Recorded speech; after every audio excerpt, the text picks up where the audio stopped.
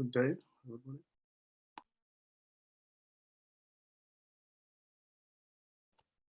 Hi, Daniel.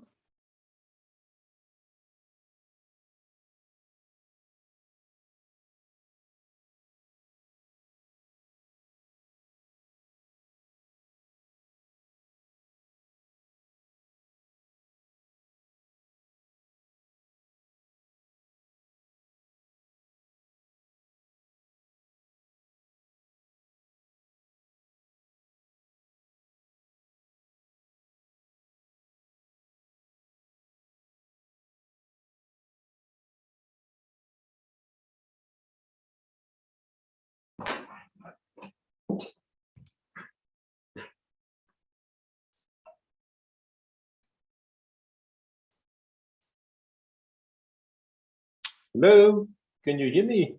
Daniel, Hi, Daniel. sorry, it's one of those things. I mean, the moment I wanted to join, suddenly Safari gave an issue with the Zoom link. So I just restarted to make sure. Is Özlem not on the line yet? That seems so.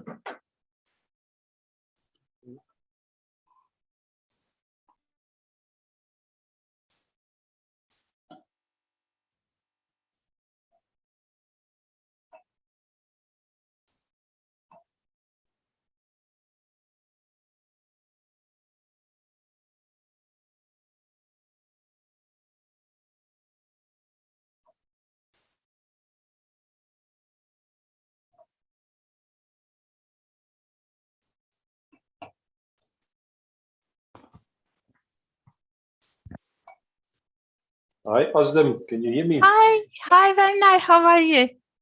No, I'm doing fine, and you? I'm fine, thank you. Yeah. Good. I cannot remember when last we spoke, but oh, it wasn't too long ago. I remember now. Yeah, it was. Just spoke the other day about the research program. So it's all going well now. Yes, as long as we can use CHPC, but we have, there are some difficulties currently, so it's a bit slowing down us, but otherwise our research is going fine. Yeah. Well, you don't have to worry about that. We will be there. Okay, great, thanks. So Özlem, we are joined on the panel. I think some of the people are already logging into the call, but on the panel we have, of course, Daniel. Thanks, Daniel. You organized all of this and corresponded with Özlem. He's on the panel, and also Benjamin. And Benjamin is the one responsible for hosting the Zoom session. So any technical things that we need to do and so on, he's handling. So the people that joining the session will not be able to speak except if Benjamin gives them an activates them to speak. So it's only the panel that can have audio. But what we're going to ask is for the people to pose questions in the chat while you present, and then afterwards we will go through them. And if there are some of the people that wants to actually ask a question, there's no problem. We will just activate them. Okay. And, okay. Sounds good. Yeah. Okay. Great. Yeah, we already have 21 people on the line, but we're going to leave. We're going to start leave a few minutes, because usually, I mean, we all getting used to this now. Everybody is not always able to join on time, even if they want to. Yeah, that's absolutely fine. But yeah, thank you for agreeing to do this talk. We are really trying to revive our PI webinars. Of course, you have done it before in person. I suppose about 2 years ago now, at least, if not longer. Yes, I did. Yeah. But we are trying to do it on webinar online, and it's actually allows us to reach a much wider audience now, because now we can get many more people to log in, and yeah, we can also make it available afterwards as a recording. So. Yeah, that's well. I think COVID restrictions have some good positive things. Let me just check. I'm just going to mute for a moment. I just need to check on a request I'm getting in. I will speak soon again. We just allow for people probably 2, 3, 4 minutes at least before we will start. Okay, perfect.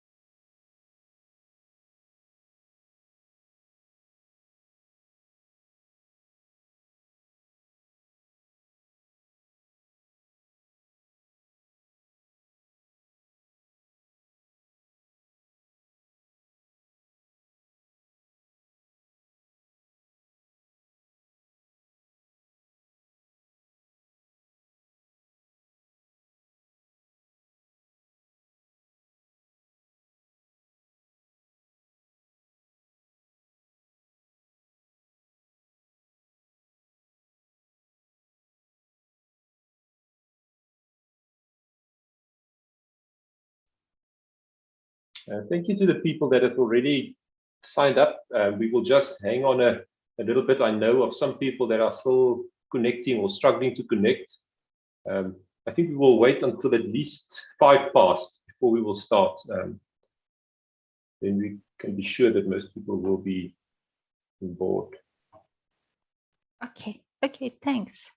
Just yeah, we're already 35 participants now, Özlem. So there's quite a number of people that I think I'm popular. Benjamin, maybe you can just confirm. Yeah, we are also doing it live on YouTube. Yeah, we're streaming live on YouTube as well at the moment. Prof. Özlem, do you want to share your presentation in the meantime? Sure. Yeah, so the attendees that we have at the moment is only what I can see on Zoom, but we probably have more on the YouTube channel as well. Okay, do you see? Yes, no, it's looking good. It's looking good. Okay. I'm just waiting for Happy to join as well, Özlem. I think he's going to join the panel. So she should come up soon.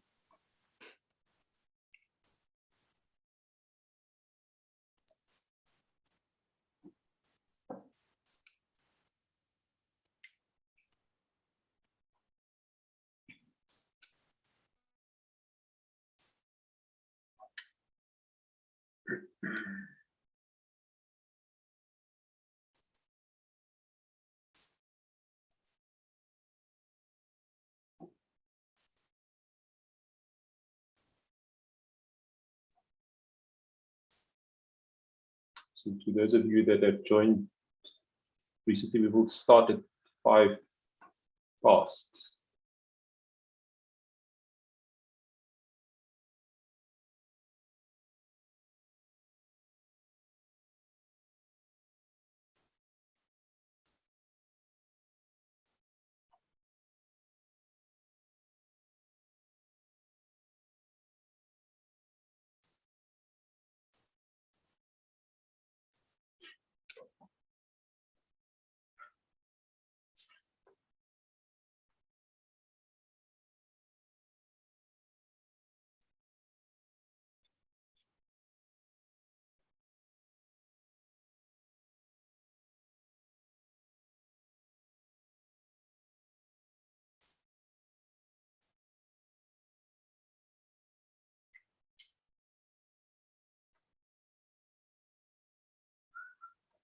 Okay, it is now 5 past, so I think let's start. Özlem, thank you very much for agreeing to do this webinar. This is the 4th one that we are doing for 2021. This is an initiative for those that are joining the first time. It's an initiative to take forward the schedule of the CHPC that we always had webinars, and these were always physical events where we invited speakers to come and talk. on site at the CHPC. But of course, now with COVID, it's better suited to do this online, and it's actually proving to be quite popular and making this accessible to a much wider audience. So thank you for everybody that's joining. Özlem, I see your talk. I'm looking forward to it because it's going to be interesting. I know. I'm not going to read the whole title and bio and so on, but I would like to point out, I mean, the topic of drug development for COVID-19 cannot be more topical, I suppose, in the times that we are living. So for you to present on this and also to reflect on how you benefit from CHPC to be able to do this is really good for us to hear and to look forward to how you're going to present in this talk. But I do want to point out that Özlem, of course, you are the person that established the research unit in bioinformatics, or called Ruby, at Rhodes University. And I saw from your bio, and it's interesting, you are one of the most productive researchers at Rhodes University. So this is good. And you also received the Vice Chancellor's Distinguished Senior Research Award in 2020. Congratulations. This is really a good achievement. I must say, I'm not surprised by this because I can see this. It's confirmed also by how you are using the CHPC. I don't know whether you know this, Özlem, but your research program at CHPC is the second most prolific of all research programs over the lifetime of our cluster. Now, if we consider that we have about 450, say, active programs that have made use of Lengao, then it is significant. The total hours that you've used on Lengao is 62 million hours. And to put it in context, the total number of hours that's been used overall on Lengao is about 950 million. So it's almost 7% of all hours used is from your program. Now, so it's really big and prolific, but it's prolific in all the areas that's important to CHPC. Not only the hours used, but also, of course, the size of your research group, the number of people that are benefiting in your group. But most important of all, also in the research outputs that you are generating, both the publications and, of course, the large numbers of students graduating. And I'm just pleased that the CHPC can support this. So with this, Özlem, I'm going to hand over to you, and we look forward to your talk. Thank you very much. Thanks, Werner. Thanks for inviting me. It's a great pleasure for me to present some of our research, recent research on COVID-19 drug discovery in CHPC seminar series. And I have to emphasize that we couldn't do any of our research without CHPC. So we are very much thankful to CHPC so that we can run lots of MD simulations and hopefully get some very interesting results out of that and useful results. Okay, today I will be talking about COVID-19 drug discovery and specifically looking at Mpro protein as a drug target. This talk will be, sorry, I'm trying to get rid of this bar here, but I'm not able to. Okay, so doesn't matter, I guess. So, okay, today I will be presenting two of our research articles. The first one came last year. It was published in Journal of Chemical Informatics and Modeling. And Olivier was the one doing most of the work here. And the second one is under review, but yesterday we put into Chem Archive. Already we have 47 views since yesterday evening, and this work was collaborative effort between Olivier, Rita, Victor, and Dorothy.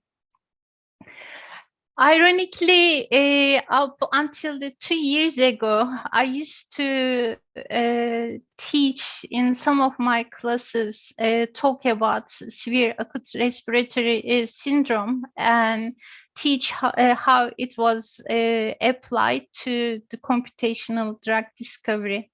So severe acute respiratory syndrome, SARS, came first in 2002, started in China, as you know, and it was so much panic. It was all in media, but to ease also, it was also in cartoons that time. So it was a new coronavirus. And people, of course, got the genome sequence, and phylogenetic trees show that human SARS-CoV that time was closest to the coronavirus from palm civet, this cute animal here. And this cute animal is actually Chinese food. So that time it was thought that actually SARS-CoV passed from this animal, most likely passed from this animal to human. Okay, so that time, as I said, immediately genomes were solved for SARS-CoV strains, and Mpro, main protease, was identified as a drug target. So it was 2003 that a couple of groups actually solved the homology model of this protein, and it was Science article. So we currently do homology modeling routinely, daily basis sometimes, but that time it was such a big deal and could go to Science publication. And that time also they identified this inhibitor here. This was in clinical trials for the common cold, actually. So that was the start of the drug discovery, computational drug discovery for SARS-CoV. It didn't continue because SARS-CoV disappeared at the beginning of 2004, but you could see that there was the homology modeling and inhibitor docking was within a year already identified some potential compounds. Okay, so generally, when we look at the Mpro, it's also called 3C-like protease. It's conserved protein. It's present in all members of coronavirus subfamily, but it doesn't have homologue in humans. So that's why it's actually a good drug target. So that's really good news in a way. The important thing for the computational drug discovery research perspective, it is a homodimer. It functions as homodimer. It was shown previously in SARS-CoV Mpro studies that it only functions as homodimer, and only one of the dimers, which is each monomer called protomer, only one of the protomers is active at a time. Okay.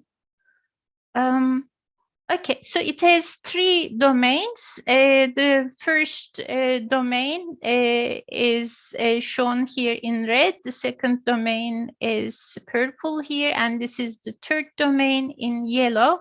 And the first and second domain actually comes together to make the active site catalytic area.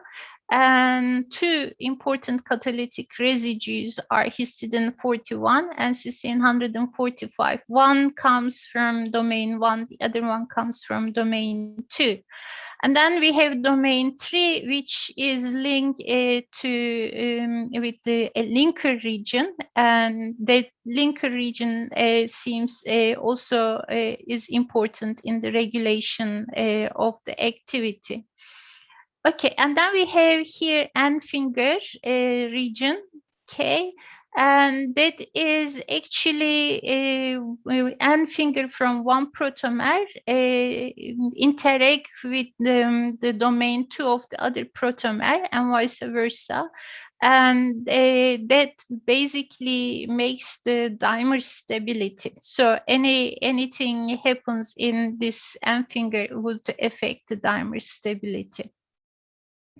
Okay, so what was our research aim? In general, and I have been telling this in the last, I think, 3-4 years now, that we give computational drug discovery actually ignores certain aspects like looking at the mutations, identifying allosteric modulators. So this study is a case study in a way to bring all this perspective together in computational drug discovery. Okay, so what we wanted to do here, identify allosteric sites and identify allosteric modulators and look at the effect of the evolutionary mutations, how they affect the presence of these compounds, potential allosteric modulators. So that's the basis of the whole work that we have been doing in this project since last year. So we have 4 steps to go here. The first one is to understand the effect of early pandemic mutations on the structure function of drug target Mpro. The second one is to identify alternative drug targeting sites, such as allosteric sites. And I'm going to talk a little bit more about why this is important a bit later. And the third step is to identify potential allosteric modulators. And the final one is to look for allosteric communication paths, if there is any, and how they change in the presence of mutations. Because if we understand that, that would help us actually design better inhibitors. Okay, and because we know that this virus is evolving and always new mutations are coming, so our drugs should actually accommodate these mutations. Okay, so let's start with the first step, identification of mutations and effects on the reference structure. Here we retrieved these mutations, distinct mutations last year from GISITE, and we used a structure, crystal structure, as a reference one from Protein Data Bank. As you can see, most of the mutation strains had 1 mutations. There were only few with the two mutations, and actually last week we started looking at again the most recent mutations, and we see that there is accumulation now. So each strain have some of the strains have 3-4 mutations, even more. Okay, so actually the virus is accumulating more mutations. So as you can see, these mutations are all around. It's not in specific region. So it's distributed in different parts of the protein. So our research was simple. We modeled the mutations. We had the crystal structure. We modeled them and we took them MD simulations. Each simulation was 100 nanosecond. So we had 51 systems, a reference, and 50 mutant systems. And then we started to look at globally how the structure is changing in the presence of these mutations. What you see here is the root mean square deviation from the first structure through the MD simulations. And this is our reference protein.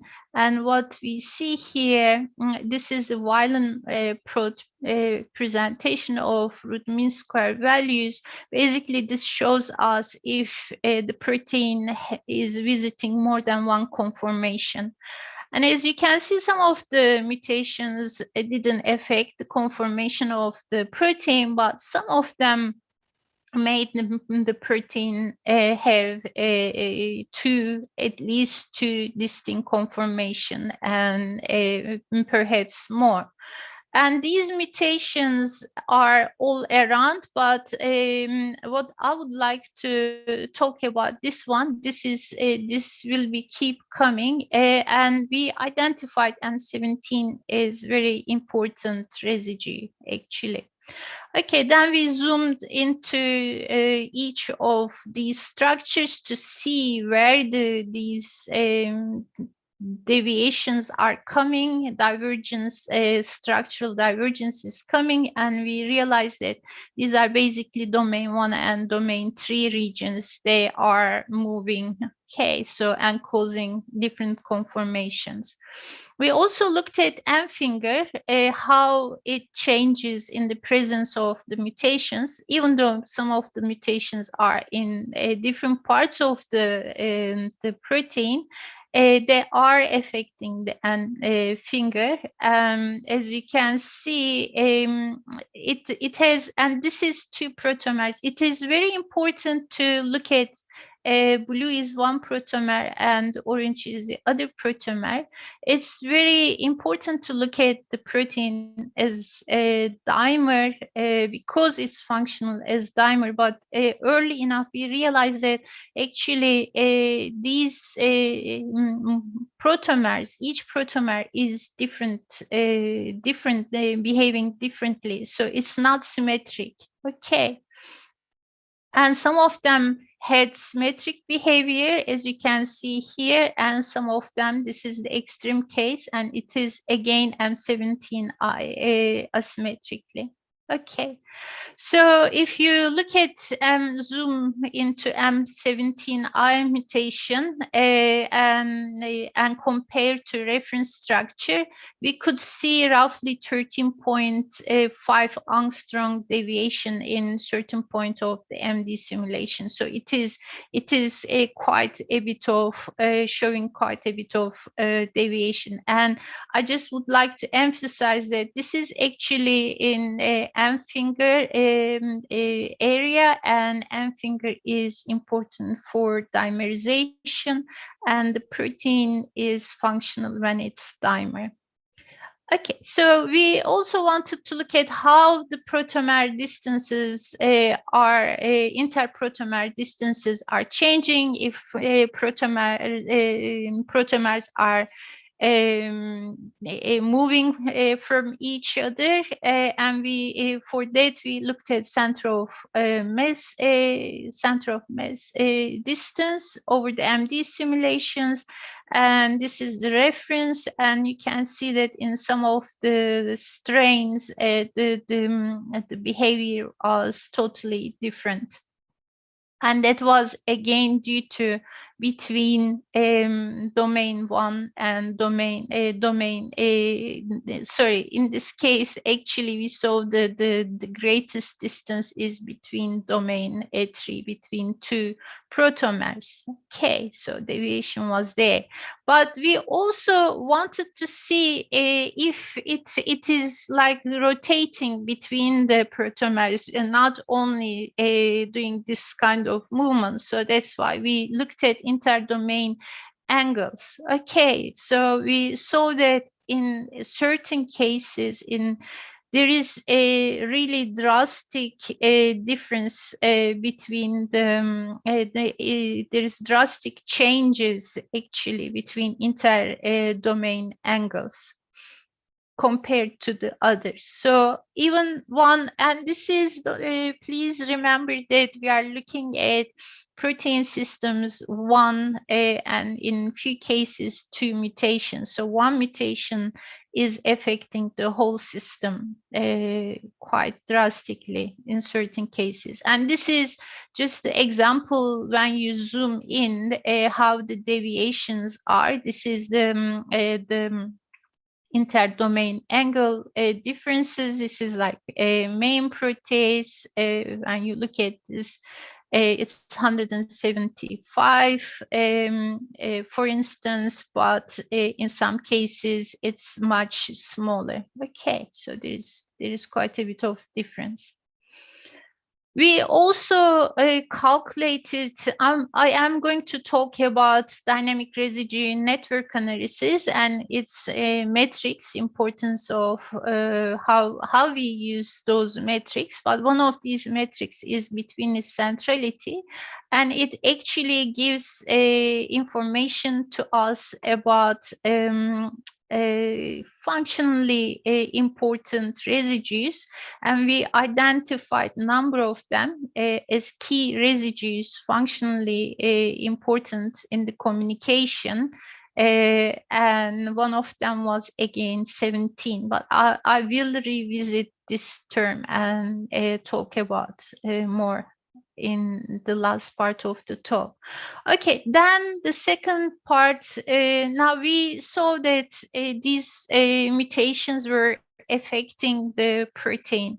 So now as a second step, we wanted to identify if there is allosteric site in this protein and how these mutations would affect the allosteric site. Okay, so what is allosteric? I keep telling allosteric site. Allosteric in its broadest definition is a functional change at one side of a protein caused by a change at a distant site. Okay, so basically you perturb one site, which is the allosteric site, and it causes changes mostly in the active site, or if you are talking about receptors in the receptor binding site. Okay, and how do you perturb in the cell environment? It can be binding of drug or ligand or ion or DNA, RNA, or residue mutation or post-translational modifications. Okay, all these things cause perturbations if they are in the allosteric sites and affect the active site. So our idea is actually identify allosteric ligands binding to allosteric sites and get changes, cause changes in the active site and block the activity of the protein. Okay, allosteric systems are known over now 50 years, but the concept of using allosteric sites as drug targets is still not very common, even though there are lots of benefits of having allosteric drugs. But the idea is getting more and more popular, and we see more studies on that, not in Mpro. There are only few studies in Mpro drug discovery, lots of studies in active site inhibitor identification. But actually, allosteric drugs are really in a way better in perhaps in two perspectives. First of all, they are less conserved compared to active sites, and hence allosteric modulators are highly specific and hence may be less toxic to host. It doesn't apply in our case because we don't have human homolog, but also it is important that unlike active site drugs that compete with substrate and cofactor, allosteric drugs can be active even in the presence of native substrates, and thus reduce the chances of pathogen developing resistance by increasing the substrate concentration. So that's why in this case, it is actually more logical to look at allosteric drugs, because we don't want to develop drugs where the pathogen will introduce resistance quickly. Okay, we did identify an allosteric pocket, and this allosteric pocket was near to substrate binding pocket, and it was between the two protomers. It was in the interface, which of course made our life very difficult while analyzing it computationally, but we identified a nice allosteric pocket, and we wanted to then identify inhibitors for that pocket. But before that, we wanted to see how the allosteric pocket and catalytic pocket is changing over the MD simulations. And we see that actually catalytic pocket is doing asymmetric compaction. Okay, so one protomer was doing this and the other one was opening. And we saw, and it was in most of the cases, including the reference structure. And we saw the similar behavior is actually in the allosteric pocket that we identified. So we thought that perhaps, we speculated that perhaps these, one is opening, the other one is closing. Perhaps there is a communication between these two pockets. Okay, so then as a next step, we went and identified allosteric modulators. For that, we use our, as a first step, we use our South African natural compounds. I'm not gonna discuss how important it is to look at natural compounds. We all know about it. So we use SanctDB for that reason. We identified 6 potential hits. We also looked at actually a laboratory strain, HCOC43. I'm not going to discuss much about that results here, but what I would like to indicate that there are differences between SARS-CoV-2 Mpro and the laboratory strain Mpro. So at least for the allosteric side. So, and that is due to the differences in the residues in the allosteric site area. So that's one thing perhaps one should keep in mind when you do wet lab experiments for this Mpro for SARS-CoV-2. Perhaps one should really look at SARS-CoV-2 Mpro, not the laboratory strain. Okay, so these are the compounds that we found. I'm so sorry that I'm unable to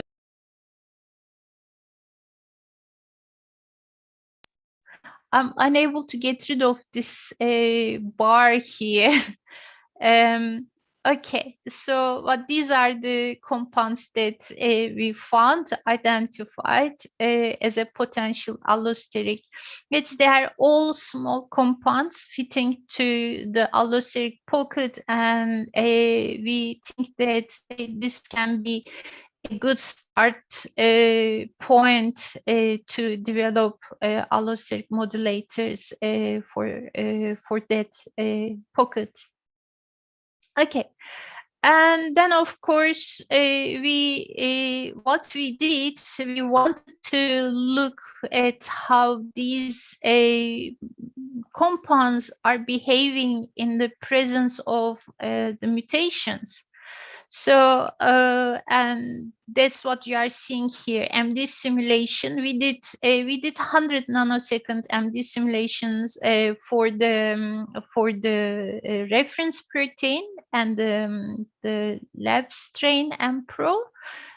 But for the mutations, because we have now 300 systems, we decided to do short MDs, 20 nanosecond.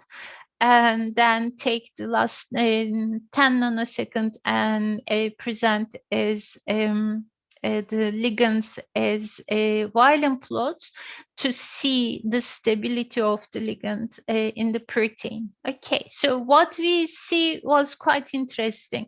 So as you can see, some ligands like this one and this one was highly stable in the presence of these 50 mutant systems.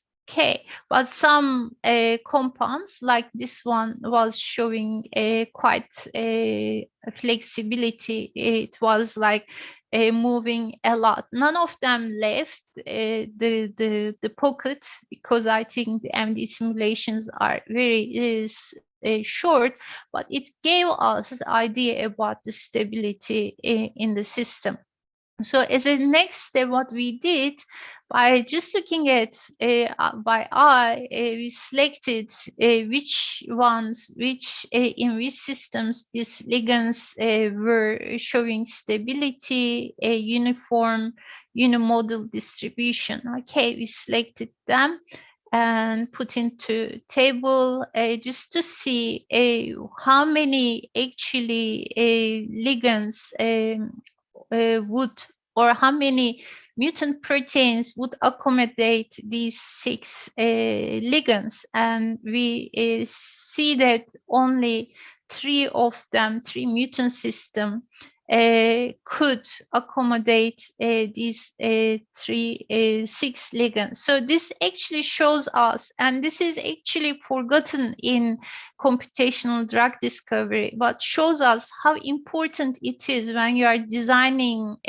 or identifying compounds. You have to consider the mutant proteins as well, not only reference protein or wild type, because you might get really good stable results from the wild type, but there are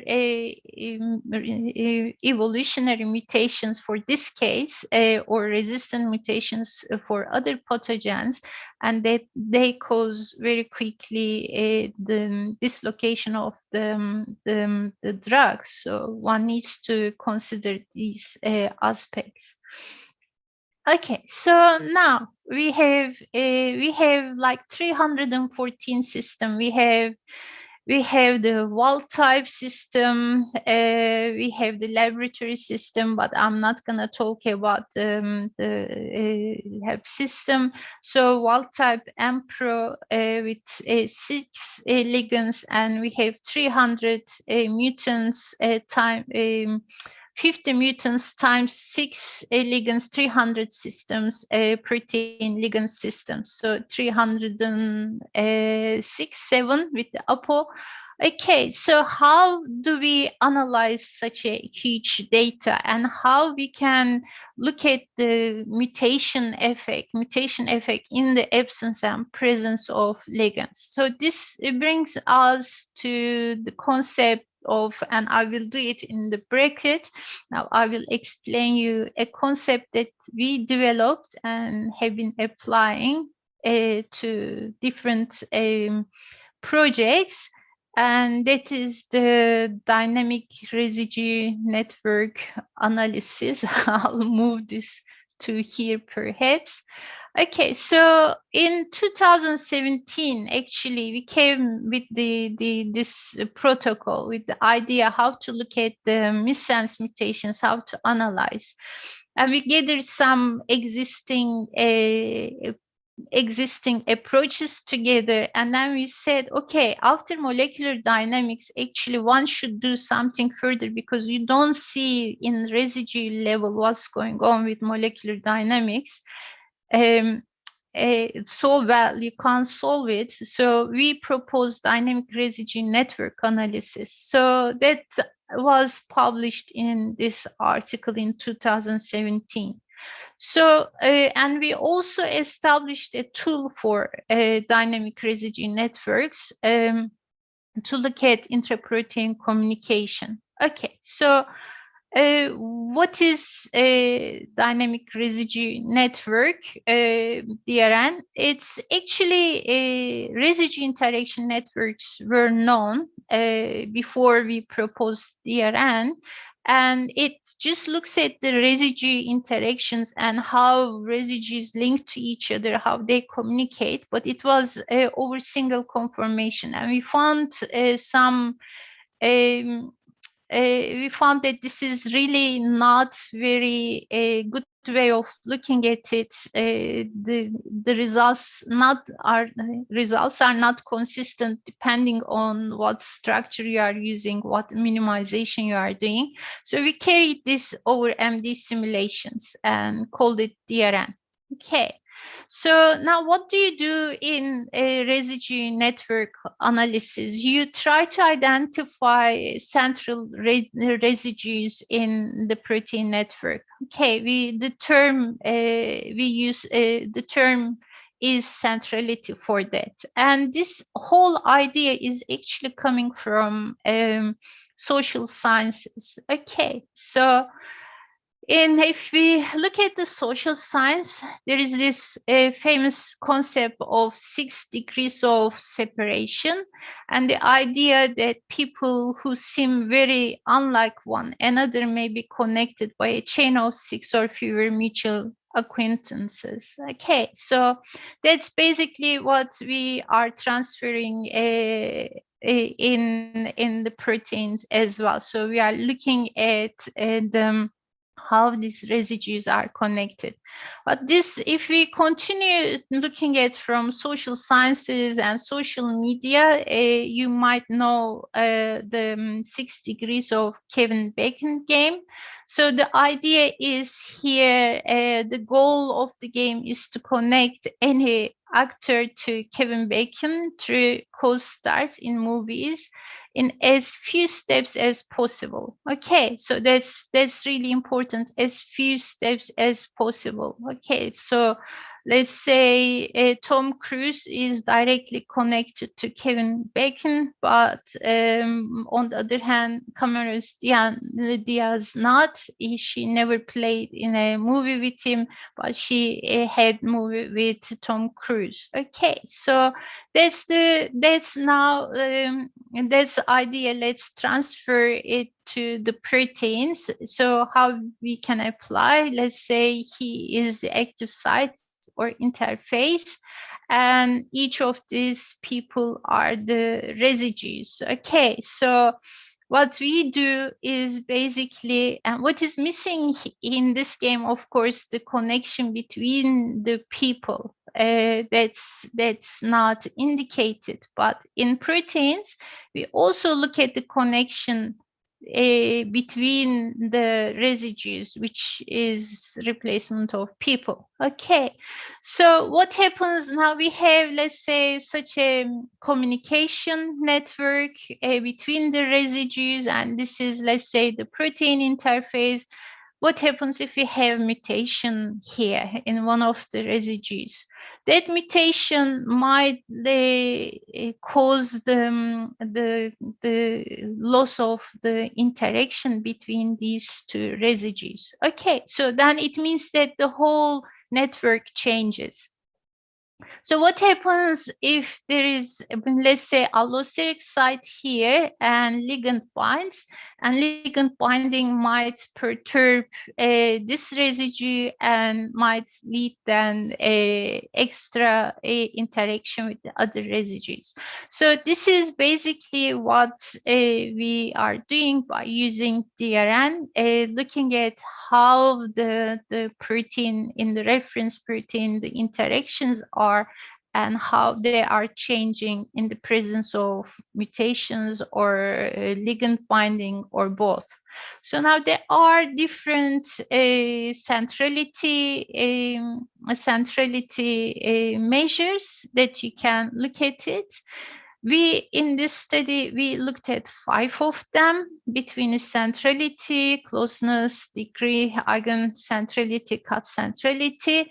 I'm not going to go to each of the definitions, but I would like to give this definition here because next I will be talking about the results about eigencentrality, and it measures the high centrality centrality given to a high degree residue, okay, or to a residue that is connected to other high degree residues. Okay, so basically each of them looks the network from different perspective. I also need to emphasize here that this is the actually first study where these 5 centrality metrics used. People normally look at either mostly between centrality, and we used to look at only between centrality.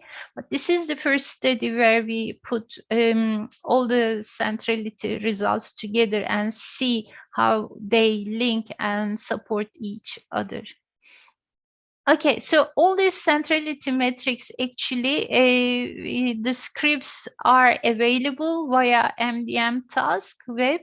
This is a new server that we established recently for this kind of work, so that people can upload their trajectories and do the analysis. Okay.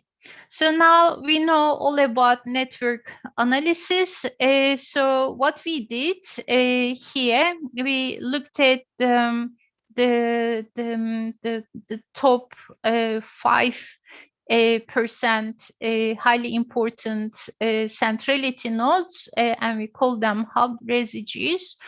And this is what you are seeing here, the Apo wild type system, reference system. And the reference system with for the 6 ligands. Okay, as you can see, just in a glance, okay, this is BC, CC, DC, EC, and COT-C. What you are seeing is, in just in a glance, you can see that there are some residues are highly important. Okay. And also what is very interesting to note that protomer A and protomer B have different patterns. So it is a bit challenging then to analyze it. So I'm not gonna talk about all the approaches that we use. It's all in the article. But what I would like to tell is we identified the residues not changing in the presence or absence of the ligands, and we call them persistent ones. And when you map them to the structure, you see that this is the allosteric site. It goes from allosteric sites towards the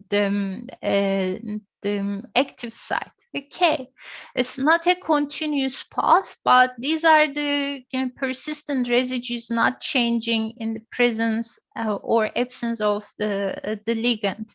So we thought that these are functionally important residues, probably, and stable, and they should be further considered in the drug discovery as cold spots.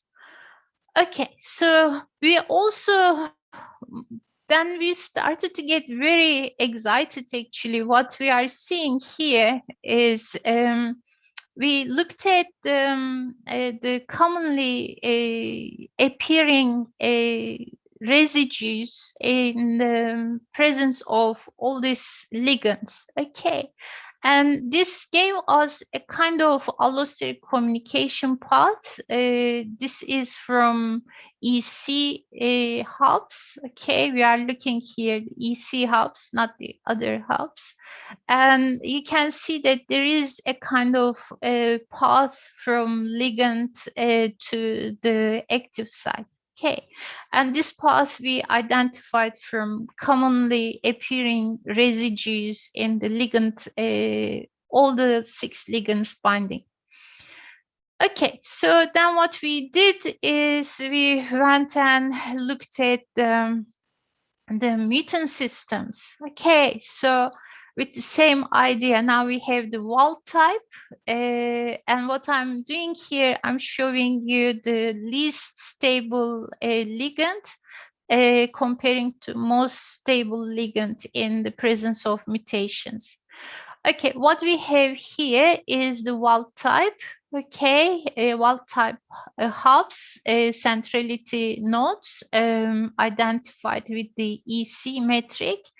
and compared to the any other mutant systems in the presence of this ligand. And this is the same for the most stable ligand that we found.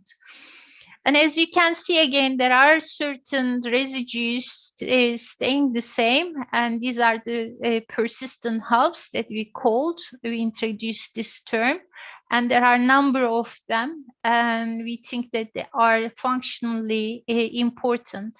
But what was really interesting here is when you just compare these hubs to, you see that in some of the mutant cases, you see quite drastic change, like loss of all these hubs when compared to the wild type.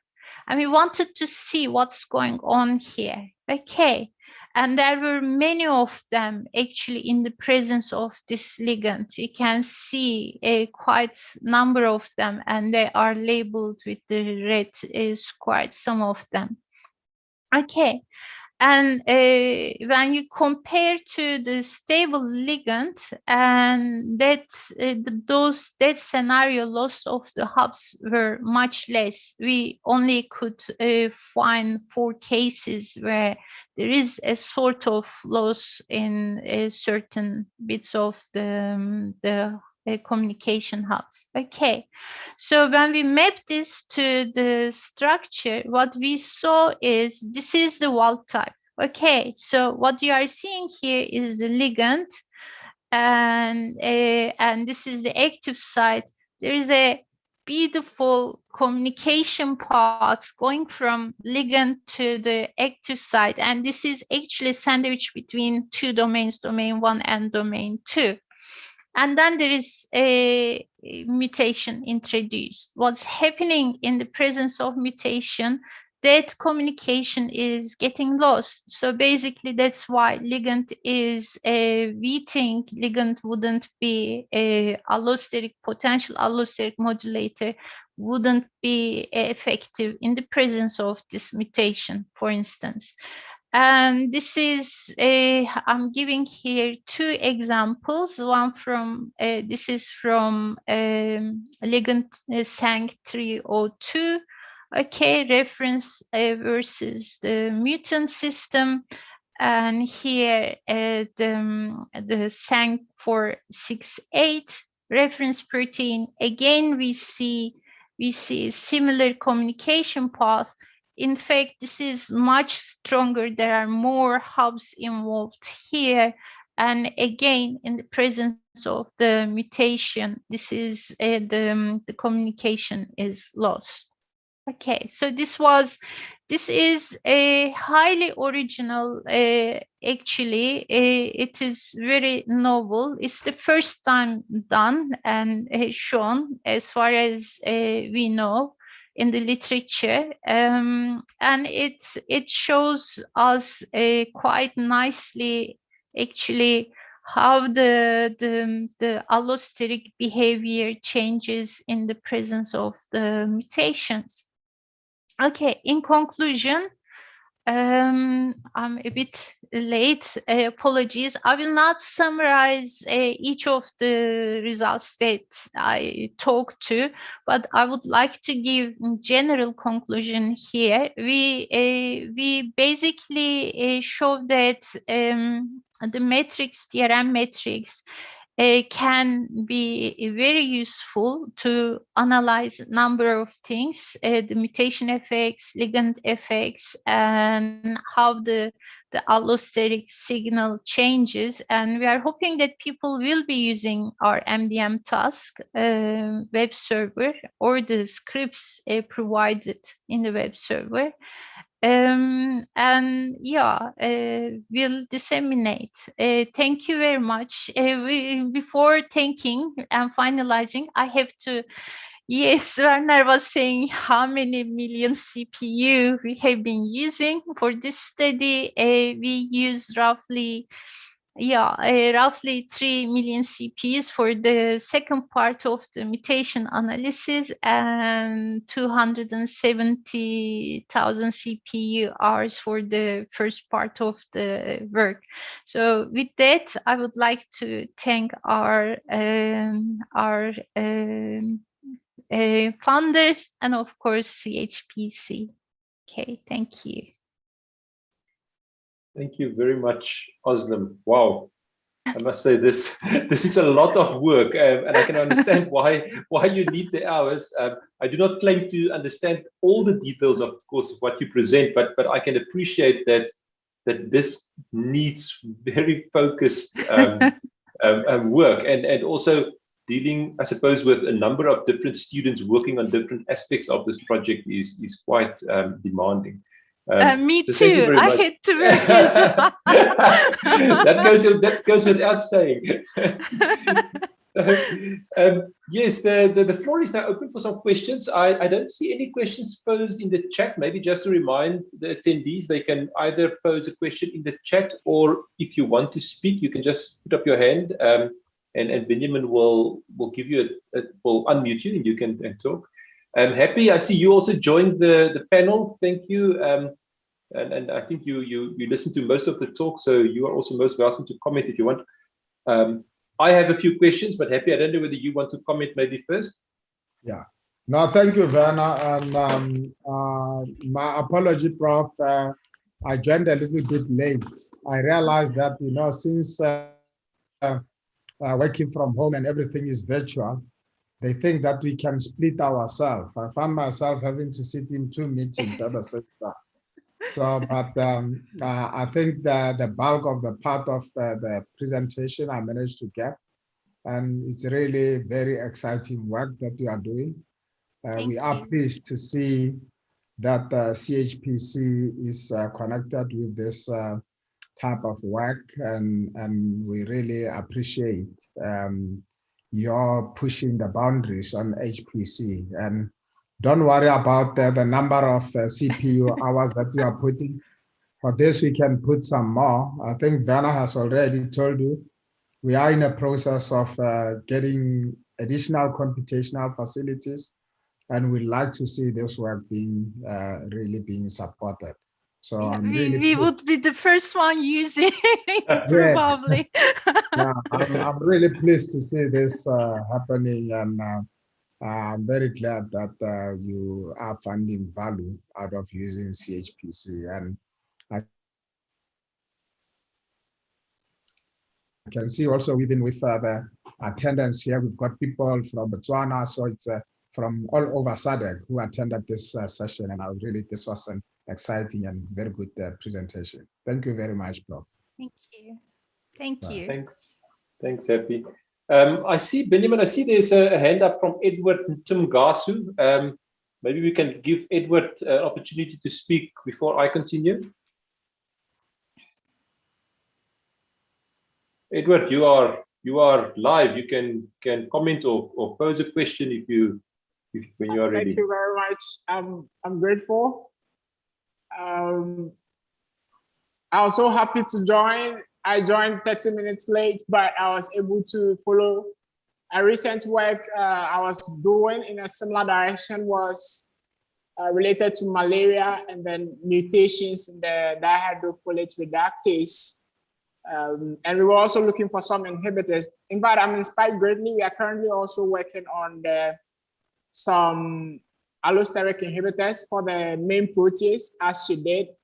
And immediately she got to the stage where she showed us that we can use the script on her work. I screenshot it, and I'm so thankful. I just called in to say thank you to her. That's a very great job, and we are also trying to use her help. We are so grateful. Okay, sure. Thank you. Thank you. Thank you, Edward, for those comments. I don't want to go over time too much, Özlem, but I just want to pose a question or two. Before I go, let me just see. Nicole has commented, this was incredibly interesting. Thank you. Would you be able to share your MD simulations are run? What force field and MD program do you use? Maybe some details on how the simulations are done it's actually related to one of my questions also. Yeah, we use, sorry, I didn't go to technical details. We use GROMACS. And we would be happy to share MD simulations after publication, official publication. It is already actually stated in the article that we would do so. Okay, good. That is good. Thanks for confirming. But just coming back to the actual MD runs, I was wondering, what are, you did mention, I think, quickly in the last slide, but what is the typical total time steps of your runs? I mean, about 100 nanoseconds? Is that what you need to get useful results, or is it more? What do you typically do? It's more. It's actually, Okay. we are now going roughly 500 to 700 nanosecond. We want to, at least in the wild type, we want to see the stability. So that, because if the system is not stable, what we are getting in the analysis in the mutations wouldn't be accurate. So it depends what we are doing. If we are looking at the only mutant systems, we are going really long, and especially if the system is very big, and some of our systems have like over 1,000 residues, very big proteins and dimers. So that's taking quite a lot of time and CPU time and time from us. But we are going like 500 to 700 nanosecond in some of the big systems. Okay, that explains then why the many hours are needed. And if it was only 1 or 2 calculations, it would have been fine. But you have to do lots and lots for different systems, of course, which is all adding up. Yeah, I mean, it depends. In Mpro, we couldn't. We had 314 systems, but we did with the wild type as long as we go, and short 20 nanoseconds with the ligands for the mutations. I see there's a question from Chiamo. Welcome, Chiamo. He's of course from University of Botswana. He's asking also how much progress has been made in developing bioinformatics as a multidisciplinary area in Africa, through H3 Africa, H3 Bionet, for example, and engagement with computer science departments in African universities. I'm not sure how involved you are. This is a very, I suppose, it's a big question. I don't know how you would like to respond. Thanks, Chiamo. Okay, I'm part of H3 Bionet, so there are lots of activities. It is led by Nikki Mulder, Professor Nikki Mulder from UCT. But we are like over 30 nodes, and each node tries to do their bit to establish as much as possible. Our role is to establish tools. And that is what we have been doing with the network analysis, like MD task, first MDM task, and then try to bring to the attention of everybody, and try to make them as easily usable as possible. So that's our part. I hope it answers you, Chiamo. I see Tahir Pillai's hand is up, Benjamin. If you can maybe bring Tahir in. Welcome, Tahir. Thanks for joining, and you're welcome to pose your question. Yeah, thank you very much, Professor Özlem, for the very interesting talk. So my question is, so we've also done something very similar at the University of Pretoria to look for Mpro inhibitors, and we found some compounds, but the challenge always seems to be when we get, depending on the reviewers we get, they ask for biological activity. So yeah, the question is how to either do the biological assays with the protease or with the actual virus. I don't know if you're embarking on any studies like that, perhaps. Well, no, we are not. We tried with a group in Finland, but they wanted to charge us. They wanted us to buy the compounds, and we thought it's really not feasible currently for us. But in our study, our aim is different. Actually, we wanted to establish approaches to use and show how important it is to look at from different aspects, not like just doing docking to active site and getting some hit compounds. This is everybody's doing. There are hundreds of articles now currently. So that was our target. So find alternative ways of looking at things and showing people that actually they should really not do active site reference protein and that's it, and because it realistically wouldn't work because virus is evolving. So that was the target in this study. Thanks, Özlem, and thanks, Tahir, for the question. I know we're a bit over time. I don't see any other questions, but I just have one more question. It's also more of a technical. You spoke a lot about allosteric sites and how to, suppose, manipulate and use those sites to inhibit and modify the function of the proteins. But these allosteric site identifications, I suppose this adds a lot more dimensions and complexity to studies, because now I just assume that for a single protein, there can be more than one allosteric site that can, in some ways, do the same function. Say if inhibiting is the role. So it just seems to me that it exponentially then grows, or if it comes to the practical, say, MD runs that you need to do even for a single system. Is that correct? I mean, I'm summarizing it. Yeah, that's correct. It is very hard to work with allosteric sites. First of all, it's very hard to identify. If you identify, then it's very hard to show how the allosteric communication is.